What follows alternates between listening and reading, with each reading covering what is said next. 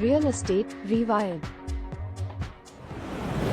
So welcome to Real Estate Rewired, AI with a Heart with Gus Waite. And today I couldn't be more thrilled than to be talking to someone from Hawaii, where I spent a couple of years in Maui earlier in my life. And I'm here today with Dan Richards. He's a marketing visionary running Waikoloa Properties and Lifestyle on Hawaii's Big Island. 3 revenue streams under one roof. He's got residential sales, property management, and vacation rentals, Coldwell Banker, broker of record.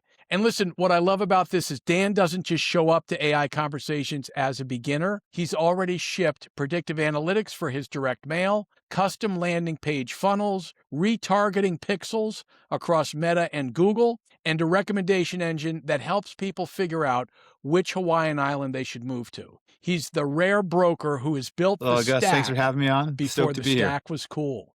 Dan, man, welcome to the show. So I always like to start with this question, right? Most 10, 12-year-old kids didn't say, hey, I want to be a real estate broker when I grow up.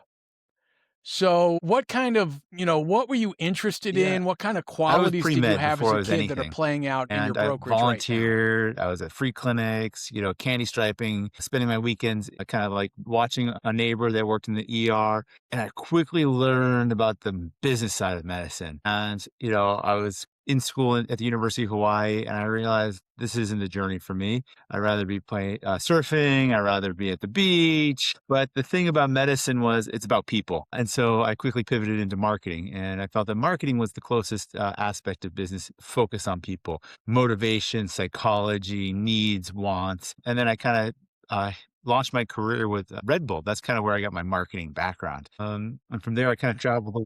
I was the guy going around with where was Red Bull at? What were you doing for them? How did that pop up? Are you in need of energy? And I went to the campus manager, and then I graduated right in the middle of the global financial crisis in 2009. And I got a marketing residency kind of is what we branded it, and did 4 different rotations in their corporate headquarters in Santa Monica, which was incredible, just masterclass in marketing, packaging, branding, sales. And at that time, Red Bull was really focusing away from just being an energy drink and was becoming a media company, was becoming an athletic performance and data and analytics, and giving their athletes the highest access to all the insights, all the metrics, nutritionists, sports performance coaches, the works. We just launched the F1 team at that time. So that was just kind of my background from marketing, and I had some incredible mentors across the way. But I was always attached to like travel and entrepreneurialness. So I ended up going over to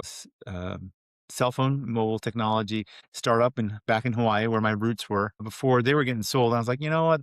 I have any equity in this thing. I'm going to go, get ahead of it. And at the time, my partner and I moved to Indonesia, where we helped small businesses get online. Indonesia has some of the highest mobile phone penetration. They know how to use the internet. They don't know how to create it. So then that took me down to Sydney, Australia, where we essentially launched an omni-channel experience for travel. So think Expedia, Kayak, hotels.com. But in Australia, they still kind of go into the brick and mortar travel agent. You remember those days where you go to the travel agent at the desk, all the where do you want to go, and they pick the flyer. So our value proposition at the time was you can come in store or online and service your trip. But then I got recruited to come back to Hawaii, which is really where my heart is.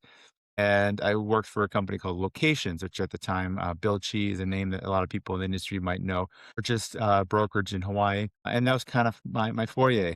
Real estate called me, and it's been about 12 years, and I'm so thrilled to have found this career and this path. But ultimately, I think it comes back to where my roots were. It's people. And that's something that I kind of advocate in our AI space is, as much as we use it as a tool, it's the relationships that really set us apart. Well, and I love that, because what I'm hearing you say, Dan, is like you sort of did the medical thing, realized like, okay, that's not really my jam, but I love the people part of it. And then, oh my God, there's this whole other piece about money and medicine and business and how you do that. Then you end up in Red Bull. So what were the 3 or 4, I'll say, what was the top marketing thing you learned at Red Bull? For me, I could tell you, that even has to this day, translated throughout your all entire the career? the ingredients in a Red Bull can, right? And it's objection handling. Too much sugar. Oh, I'm gonna have a crash. Oh, it's a lot of chemicals, right? Oh, I don't drink that crap. Whatever it might be. But being able to say, hey, it's simple sugars. There's niacin, which is a naturally occurring protein, right? You have your B12s and all the different parts to it.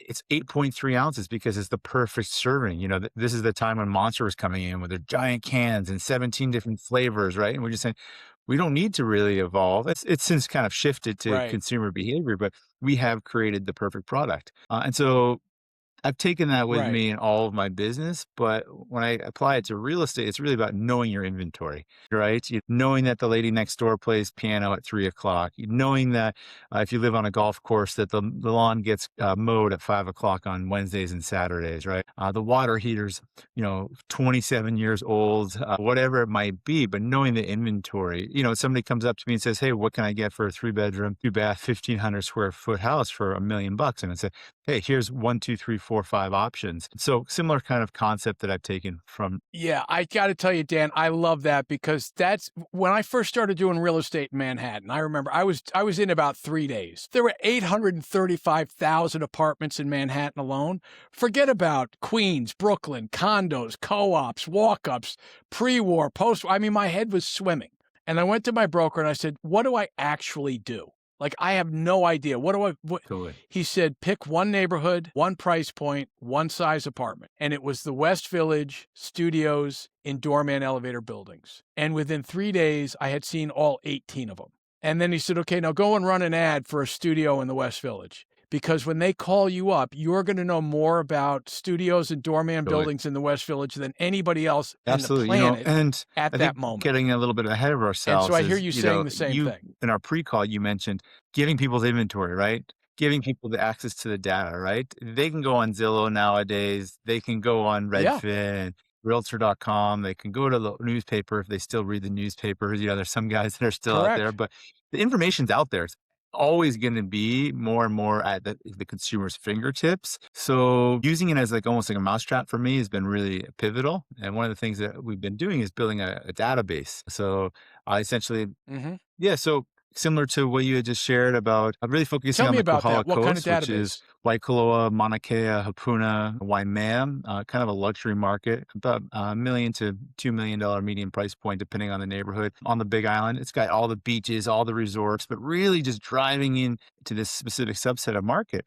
And I've paired a database with owner records, tax bill records, last sales, do they have mortgages, all the public available information. Then using third-party data to kind of whether their age, whether their likelihood to sell. And then I've just built this model essentially that I can use predictive analytics to either optimize my farming. So I can say, hey, in my market area, there's about 6,000 single family homes.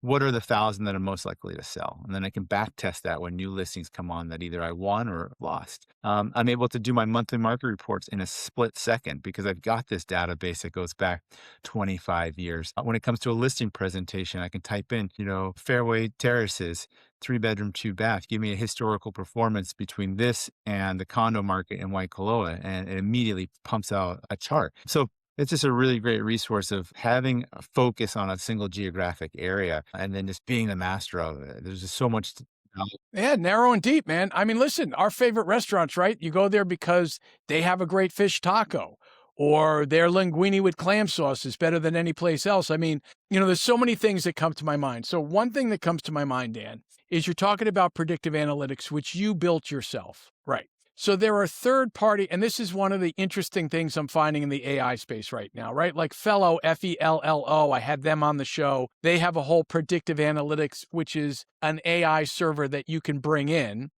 that is doing the same thing that you're doing. When do you decide to build it yourself? And Yeah, when I'm a do you curious cat, decide to go so I out and kind of bring want in to a third have party that's maybe already also a bit of built a it? control freak too. And so when I get a result for AI, I'm like, Hmm. does that make sense? Like, and I ask actually like AI to show me their homework, show me like when you're doing your math equation, how did you get there? And by being so hands-on and doing it myself, it allows me to really refine the key elements to be a differentiator, which is that kind of like Dan Richards, that market expert. Maybe there's a condo Mhm. building that's in the wrong area. Maybe there's a house that's an outlier that's just completely Mhm. throwing off the data. There's that one agent that has that property that's been contingent for 475 days, right? Mhm. Those little tiny details really affect the quality of the output. And that's that kind of control freak in there. When do I shift over Yep. to 100%. resourcing it to third parties? I look at the universe, we're rolling out Rooster right now and our little brokerage and team. The Mhm. ability to plug into the IDX, the optimization of the CRM, the ability to kind of connect into all the technologies and the email and the recommendations. And so there's just a lot more complexity to that. So I feel that when I have a single problem, that's when I jump in. When I have lots of things going on over here that just a little bit outside my scope, and I also balance time effort, right? How quickly can I spool something up and run with it? Or if it's going to take me a lot longer, then Mhm. I'll kind of pay the small premium for it now. What I'm finding is that a lot of these AI powered tools and resources, the cost of entry is quite low. And so get in now, get on the ground floor with them, and we Right. fail, test, success. Great, do more of that, and then spin them off really quickly if they're not working for us. We've got 15 right now. And how many people on your team, Dan? Okay. So walk me through the process where the idea occurs to you. Like, where did you first hear about predictive Probably analytics? about 10 You know what years I mean? ago. Like, when did that I start think to it was germinate in your brain? Reside, I forget the Okay. platform, but essentially they came in about 10 years ago and said, "Hey, here's what we're going to do is we're going to take your CRM of all of your agents." This is when I was as a vice president of marketing for locations. We had about 500,000 records across all of our agents. So it's quite impressive. We were really a CRM database, sphere of influence driven organization. And then they just use a bunch of third party data based off. And it's just basically what we've created today. It's like how long have they owned their house, right? How much equity do they have? What is their age, right? And it pulled a bunch of Got like it. experienced third party data and just gave a hot sheet, Mhm. right? And next to the column was 100 to 0. And really what it was a tool just to get people to make phone calls to their database. Right. Got it. Because agents hate to do that. So listen, if I make 20 calls and I get at least one or two people who are like, oh, that's funny, you should call because actually my husband's retiring and we're thinking about downsizing, it gives them enough juice to keep doing it. Where if you're Yeah, calling exactly. And so for 100 me, people the and evolution nobody's was, even okay, well, there's interested in something talking to you, there. it becomes more difficult But to do when I that. had to make the shift into sales full time, then it's my money on the line. And I was like, how do I optimize this, right? How do I get as much ROI for this as Right. possible, both in targeting opportunities based off a price point, turnover, but also to minimize the wastage in marketing spend. So much of it, what's an online lead? 1%. So how do I get that to 3%?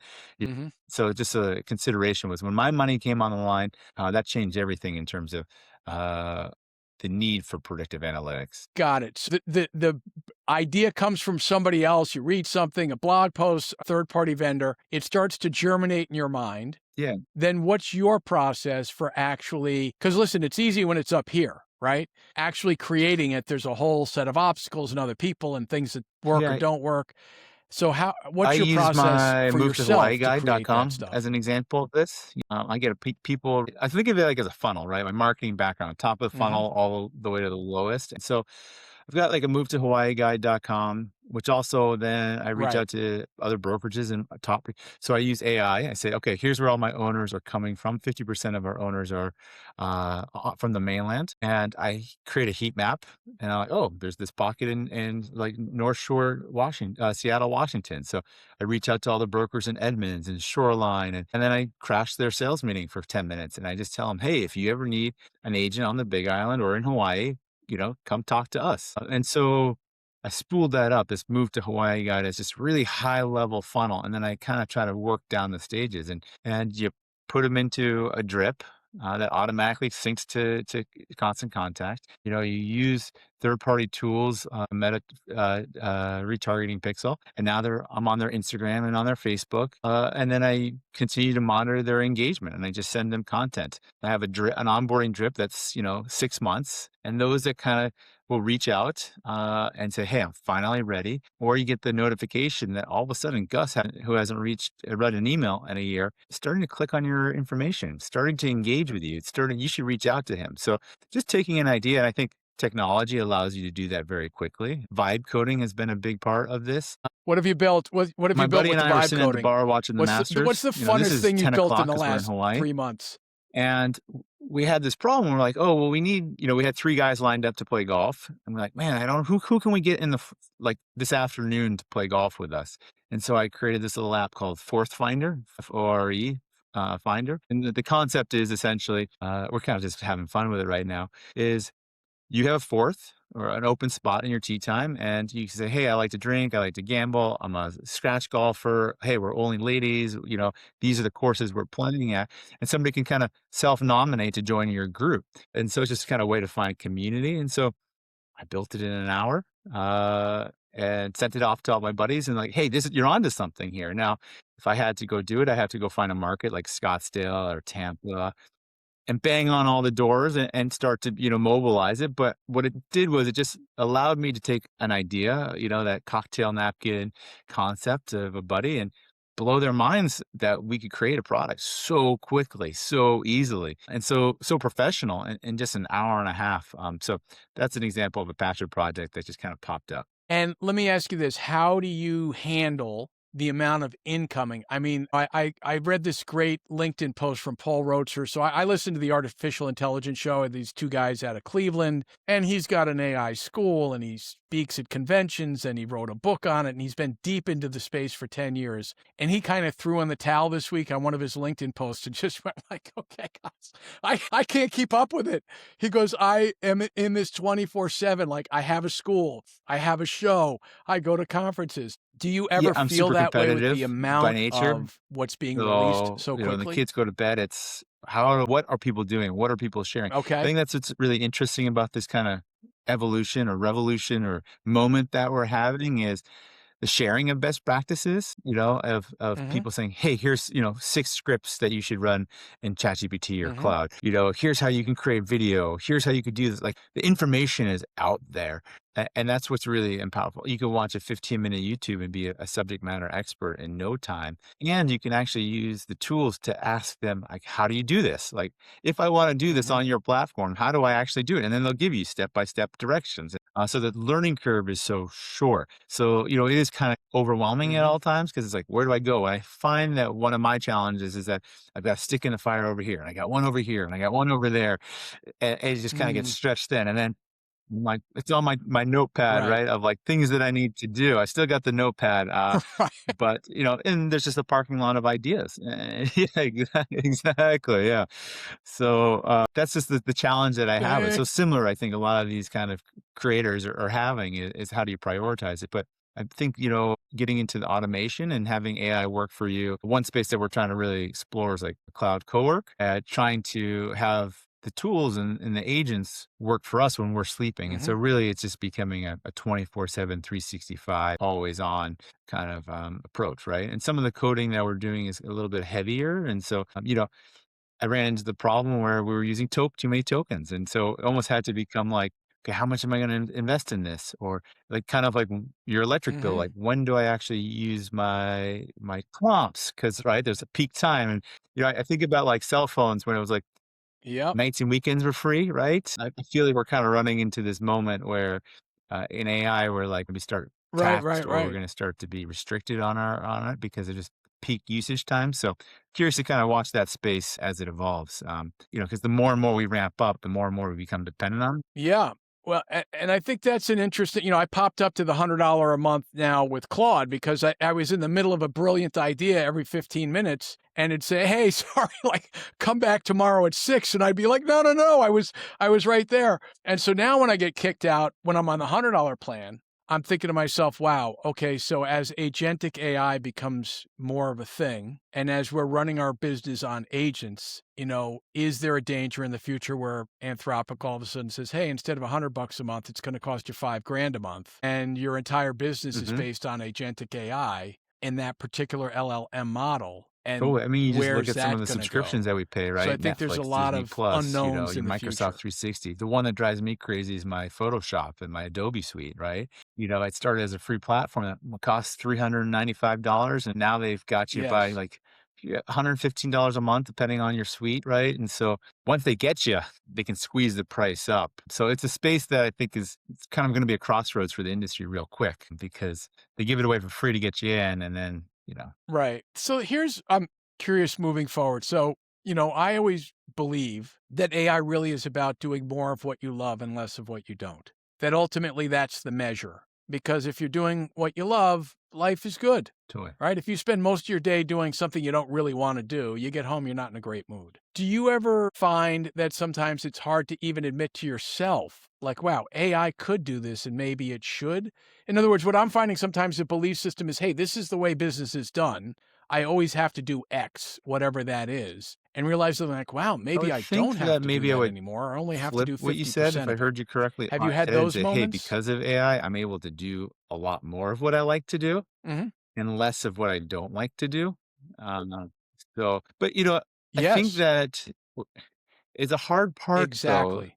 I'm not maybe as a leader, I'll share the challenge with this is that, and as a former marketer, I'm still a Hmm. marketer at heart, but somebody that Sure. comes from a marketing background, the way we approach AI with other people is really a key point of adoption. What do I mean by that? It's like people come to me and say, "Hey, I ran this through ChatGPT. What do you think? You go take it and run with it, right?" And so we're losing the human element of the work. And I Hmm. find that there's some people that are still holding on to this AI is bad. They're going to get left behind. I think that's kind of the universal consensus is that they're going to get left behind. You're not going to get replaced by an Hmm. agent. Was it right? You're going to get replaced by an agent that uses AI, not AI. And so how do you kind of have that conversation with somebody to get them to adopt it, to get them to say, "Hey, I understand that this is hard. I understand that you love writing. I understand the human element, right? We're not handing it all over to computers, but you have to catch up." And in our brokerage or our Hmm. little team, those people are going to start to kind of see themselves out because they're going to get left behind because the business is going to evolve so quickly. So I think the answer to that is AI has allowed us to have an idea and to test it out. It's allowed us to scale things out. It's allowed us to we're testing, right now we put our brand guidelines in, we put our tone of voice in it, and we can create thousands of content pages in a night, And then we use our analytics to Hmm. say, "Hey, what pages are performing? Let's go clean these up a little bit more. Let's Well, give and more here, love to these ones," right? So it allows us to scale so yep. fast and then refine to the things that make us money. Hmm.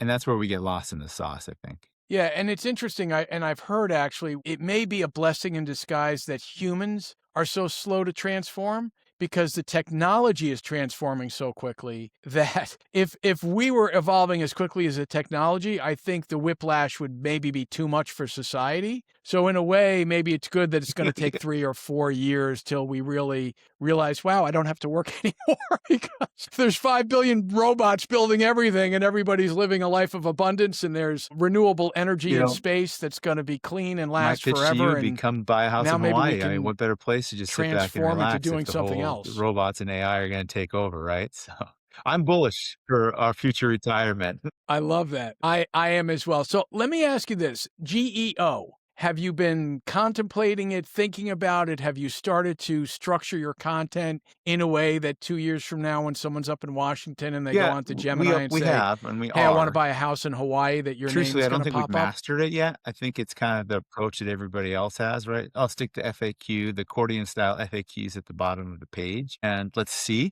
So it's something that we've implemented on a lot of pages, and we're carefully monitoring. What we're doing though right now is we're building a team across the state of Hawaii, which is really exciting, and our website's coming out. And what we're able to do in this kind of setup is we're building it for GEO first versus SEO, right? And so our developers, so this is kind of weird, kind of complex, right? A lot of the websites that we Hmm. have today Right. were super optimized for SEO. Like we're on the first page for Yeah. 50 terms, right? Every condo, every neighborhood, every question you could ask, we're ranking very high. But Right. that was built for 10 years ago. And so we're building sites for today for this new AI large language model kind of search, but we haven't quite seen where it goes. So we're building for it today, new with what we're being told, but at the space that we're really watching because we're learning on the go, truthfully. Yeah, listen, I think everybody is, and I think what's interesting about it as I've done a deeper dive into it, each platform has a different criteria for how you're gonna rank. So, it's not like SEO, you do it once for all the different platforms. I mean, Anthropic has different weights, Gemini has different weights, ChatGPT has different weights, but I do love the idea that in the future, your ideal client profile is going to find you because you can actually solve their problem better than anybody else, and you've actually proved it. So could you imagine the incoming It'd be funnel on huge. And I that guess the one question that when I want someone's to also personal know is that agent has like remember recommended there's you? like Ask Jeeves and there was Yahoo and so there's been this evolution in search, right? And there's been Yes. people that have gone up and down. And I think the space has got a couple of powerhouse names, but there's Right. also there's fragments, right? Like I'd say like what kind of consumer do you want to target, right? Is it the super analytical? Is it your Microsoft kind of theme? Yes. That's like a good cloud, right? Is it the general population that's just Yes. kind of more a little bit leans creative, right? You're probably going to be in your chat GPT, right? And, those that are kind of extreme and I don't want to say extreme, but, looking for something a little bit more alternative, you might find them in Grok, right? Like there's all of these things. And then there's searches and models that are coming up too. So be curious, like if I had a crystal ball, I would totally look into it just because I want to know. Even if you couldn't change the future, if you could look into the crystal ball, that's the kind of guy I am.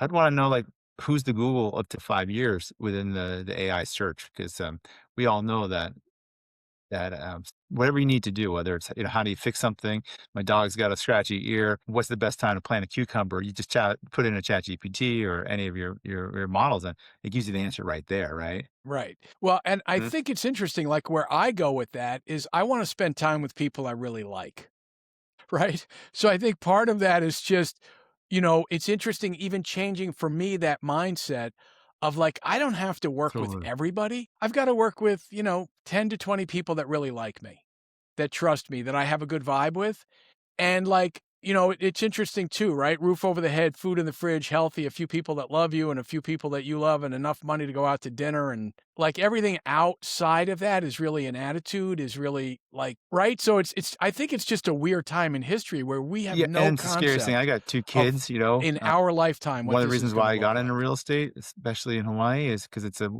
in Hawaii we've got Yeah. tourism, education, medical, government, and real estate. Hmm. But we're not producing any, we're such a negative contributor to our GDP and our exports, right? 95% of things that you see in Hawaii are all shipped in on plane and stuff. So for me, choosing real estate was an opportunity to build a book of business that I could hand off to my kids. They're also half Japanese, so they have a Hmm. little bit of a Asia influence. So I thought, hey, what a great opportunity to build something that I could hand off to them. But along the points of like, what Hmm. is it all going to look like? It's mind blowing, and I don't actually know. And so I grew up with the internet kind of being like on the cusp, almost 40. So I know what it's like to be so excited to get AOL and you've got an email, right? And, not being able to call your friend at night on Hmm. your landline because they're on the internet, right? So I still kind of know what that's like. And I kind of see that with this AI revolution of like, Right. holy crap, our kids or my kids are going to grow up in a world where AI is part of their life from day one. And so I'm curious to see what that looks like as well. I don't know. Yeah, and it is interesting, two things come to mind. One, I heard someone recently talk about, the first time somebody had a wet clay tablet and somebody dropped off a bale of hay and they made a little mark on the clay tablet and that was the beginning Totally. of writing. Had no idea that that would lead to artificial intelligence.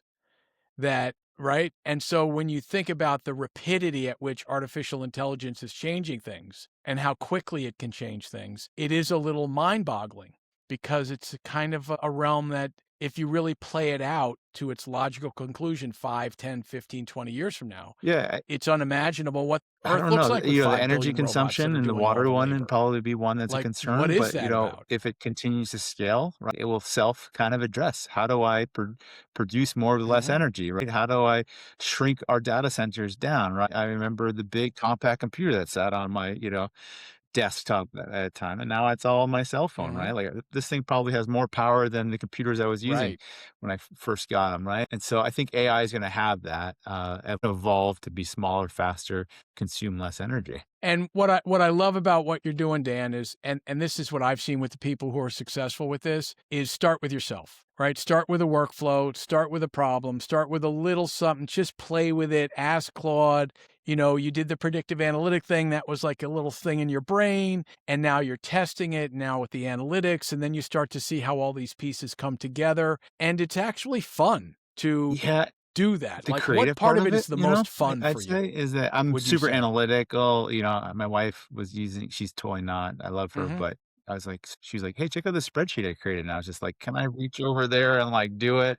And like, why is that set up? And, that was really stressful, but to be able to take an idea and just bam, have a postcard, Right, have right. a website, have a landing page, have consumer follow up, have an email drip campaign, but to have it match my voice, to have it match my identity. I put into my model like, hey, I like love four seasons, right? My voice is, energetic, enthusiastic. One of the values that we had at Red Bull was the first to start smoking, but the first to quit, So just kind of this is like kind of edgy. I want to be your friend, Right, but right. I want to be an authority. I only, to your point about people that, like for me, obviously we always want to luxury price points are great, but I want to work in a space where people say, "Hey, Dan, you're the expert," right? Like they're highly intelligent, high net worth individuals, but when it comes to real estate, they trust me. I'm their advisor. Their wealth, their real estate, not wealth, but real estate advisor. So being able to kind of Mhm, incorporate these elements into AI, into our predictive analytics is really the fun part because it's like almost cloning yourself 10 different ways in all of your different mediums. And so um just always allows you to scale and yeah, make your dreams yeah, really come true a lot faster is what I'm learning. So the idea of running a statewide brokerage it's mhm, always a pipe dream. And, I've got a great partner, Dano Sales, and we're freaking doing it. The goal for our team this year is 500 sales in 5 years. right, Right now we're about 50 and scaling very quickly. We've been on a huge recruiting boom since the beginning of the year, but it doesn't feel that scary anymore. And the reality of it is people that are saying, "Hey, that's not possible." I think you're going to mhm, be left behind because it is because of being able to be discovered, being able to deliver mhm, relevant messages in timely fashions. And so I think growth is going to be exponential in the next 2 or 3 years. And, I actually don't think mhm, consolidation in our industry is a bad thing either. I think there's a lot of people that are out there that we get this a lot in Hawaii. There's something like 10,000 realtors, and it's your auntie and your uncle or your casual person, and I don't think that does the consumer any good with such a large real like financial transaction and long asset. A lot of people in our market come and say, "Hey, I want to leave this to our kids. Hey, I mhm, want to be able to have this be um, revenue generating when I'm away. I'm going to use it 3 or 4 months, but I got to have it pay for itself." And so I think having a sharper, mhm, nimbler, finger on the pulse agent that has all of these tools and knows how to use them is a great thing for consumers, even if that means less mhm, agents. And I know that might be not something that my fellow peers would like to hear, mhm. but I think that's just the natural course of it. Yeah, I agree. Listen, and I think it's good for everybody. I really do. I think it's good for the consumer. I think it's good for the broker. I think it's good for the industry. I think it rewards hard work and it rewards people who are like yourself,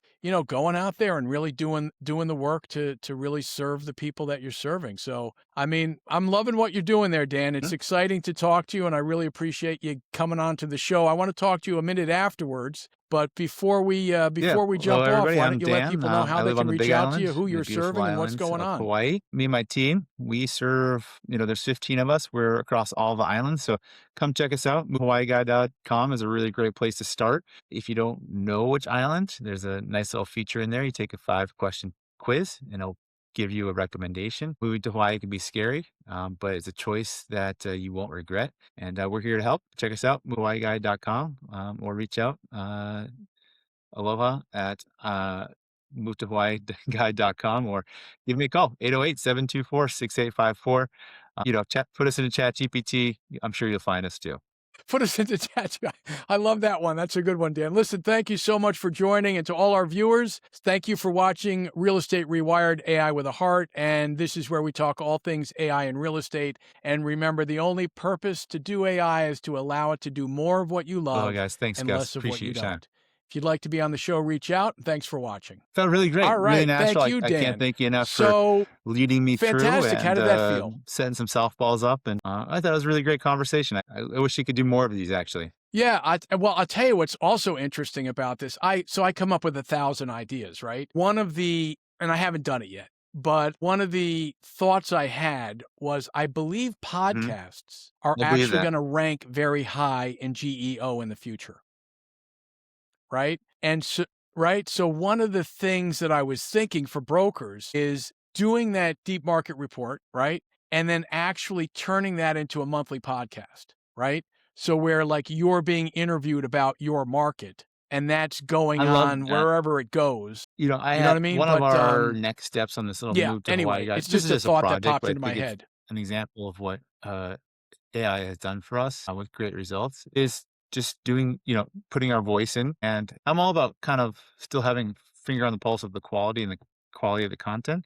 But you can have a podcast for Move to Hawaii Guide or wherever it might be and say, hey, how do you ship your car? That's a podcast. How do you bring your pets to Hawaii, right? What can I get for $1 million? There's so Yes. much content that's out there. Well, not only that, Daniel, what I've saw, because I just had my guy do a deep dive into GEO because I'm starting to do that for myself, is linked articles. So if you start with the how to move to Hawaii, and then it's linked to the car, the pet, the dog, the healthcare, the education, the estate planning, the best time of the year to go there. If all of those are linked to one thing, that ranks it higher. So there's all kinds of ways to play that game now that 2 years from now, I really feel like the GEO game is sort of a slow behind the scenes game. But I read like a the few, I think podcast thing is to just jumping validate into that, my I mind read because it some feels similar like that could articles and kind of be, been in there is that the link something building, that would, kind of the root of SEO, but also just to be a subject matter expert on one thing and all the yes, layers below it to be tied together is really important. I think where SEO is like, okay, do you yes, have internal linking? Do you have external linking? What's your domain yes. authority? But it's really what's your idea authority or like concept authority and how is Hmm. that all connected? That's where I see the GEO stuff going in our marketplace too. Yeah. And then I saw one where like if you get quoted in Inman, that's like a Oh, interesting.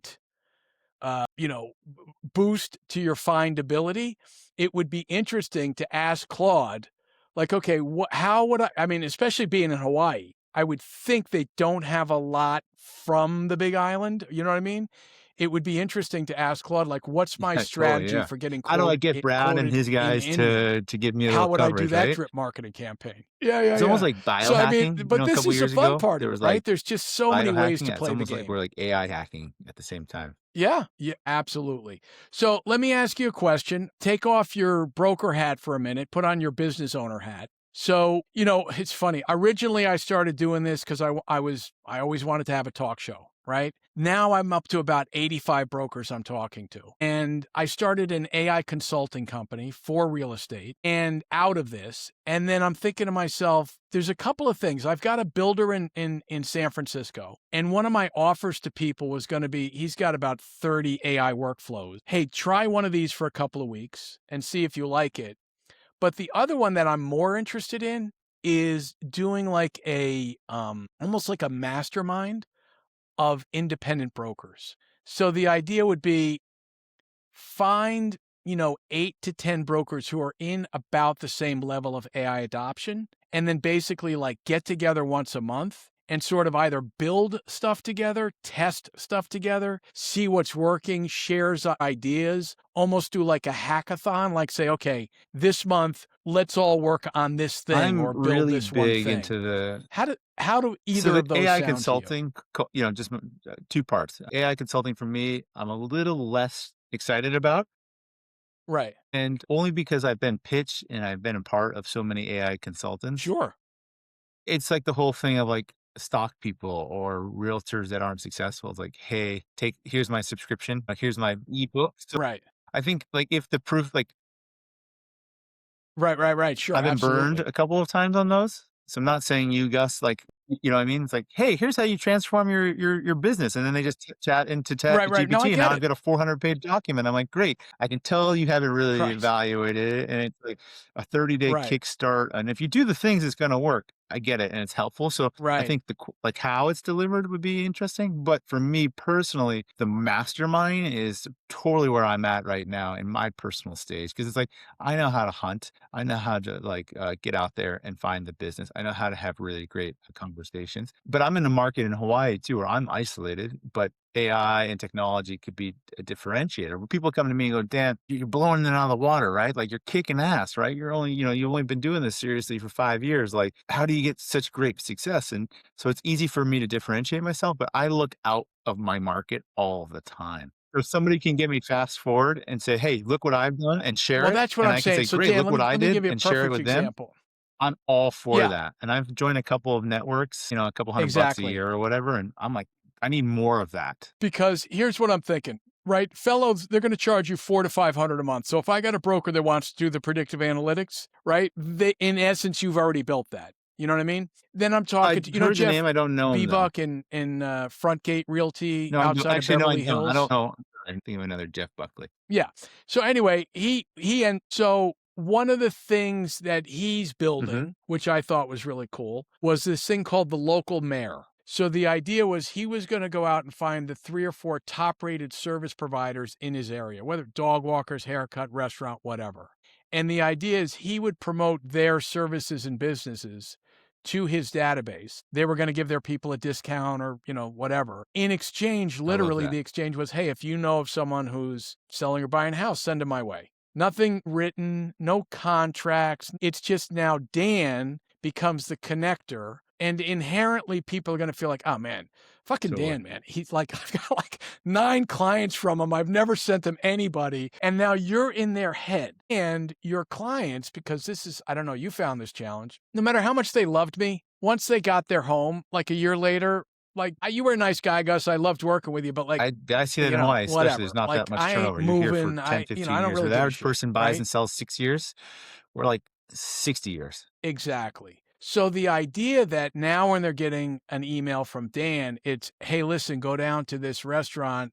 The fish Mhm. tacos are on me. Well, I'm doing them Or, already, you and know I what, the can't. next time, I think that's whatever so the huge. thing I do is. a biweekly newsletter, the Now first and the what 15th of there's the month. Never miss a send, and it's exactly that, right? It's here's what's going on, but it's really community focused. So being the mayor, right? And it's like, hey, check out this new restaurant. Here's my favorite coffee.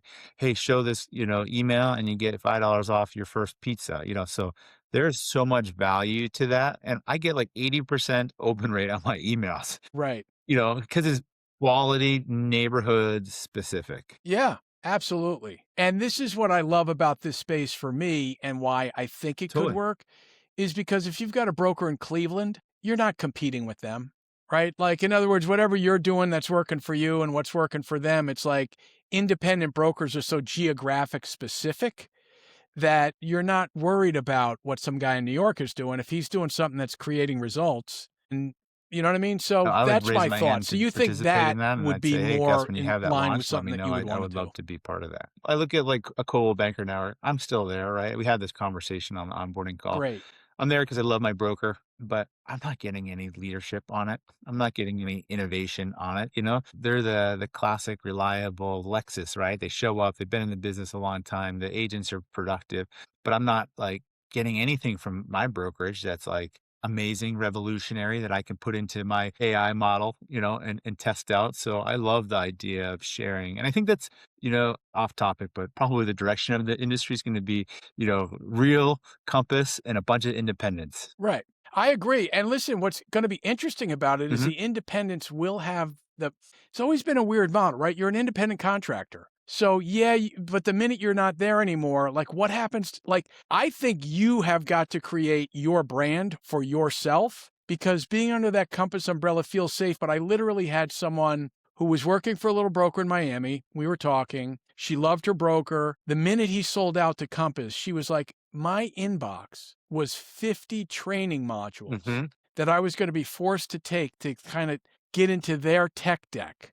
Paid them $3,000. She paid them $3,000 for the privilege of onboarding into Compass. And just kind of realizing, like, most real estate people got Totally, yeah. into this because Exactly we got a why little I bit got of a into it, rebel yeah. streak in us, right? And Like, that's where we I'm like like, to do our own that's stuff, where AI is like, well, why do I pay the 6%? right? That's my direct mail for the year. So, Right? Like, hey, why can't I put that into the $100 a month option, right? When you start to look at all the fees that get, pulled out of it, that's money being diverted from investment into this space. right. And gosh, I'm also thinking, depending on the level people are at, what might really be cool is like, let's say you had 10 Oh, I brokers love that. in this collective. Each one builds a different tool. Like this month, you're going to build this, they're going to build that. Mhm. Then we're all going to come together and go, okay, did it work? Didn't it work? Share all the tools with each Yeah, I mean, other. even if you just And did like you 12 could things and each 10x your month is a module, productivity and it's just like, if how do you something like build the that best existed. database or the best whatever it might be? And then you just choose the best parts of it Yeah. and you share openly. Like, I would be so into that. Love it. Well, listen, that's what I'm putting together, Dan, and you'll definitely be like,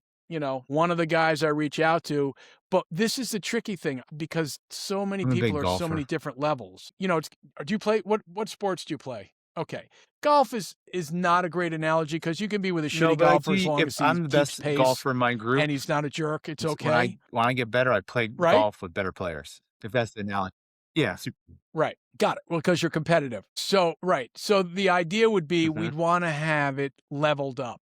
So people who are already building AI tools and AI workflows would be the group because there are other folks who are like, they got a free version of ChatGPT and they're using it for listings right now. Totally. They might I not resonate be, really well with that. The amount of that listing would be a presentations different that have group. that blue bar topped across the cloud one right now. Everyone's coming to my meetings with the same exact thing, right? So, Right. and it's like, I don't need you to tell me where do it's like a tech training in real estate. Where's my password? Right. How do I log on to the internet? Now it's like, no, we're doing this thing. The training I'm all for that and totally understand the idea of like, this is the level up or the next level up. And for me, I want to kind of just to reach and surround and be part of that. I think I have a lot to contribute, but I also, Right. like I shared when we kicked this thing off, I think you are the closest 5 people that you surround yourself by. And I'm trying to grow the people that I surround myself in this space with. We're part of the Reside network, and that's been a really great platform for us in terms of just, okay, here's follow up boss for whatever it's worth, with the Zillow thing, this is before the Zillow takeover, right? Rooster, Agent Fire. There's just this network of people that are all together that are hooeyed up, Right. a word from Hawaii, right? You might be familiar with. Whether those are the right technology tools or not, the idea to just have a mind hive or a brain share of a tech environment that is all the same and can learn from and go Right. across, I think is so powerful. So, so powerful. Got it. Well, and now I'm Please thinking do, Gus. Jeff Well, Luciani. All right. When I put it together, Dan, I'm going to reach out to you, my friend. It was great talking to you. All right, Dan. Thank you so much. All right. Take care. If you've got value from today's episode, hit subscribe, leave a comment. I'd love to know what you're thinking. If you're ready to turn what you love into your superpower and take what you hate off your plate, schedule your free AI discovery call. The link is in the description and pinned comment. I'm Gus Waite. Until next time.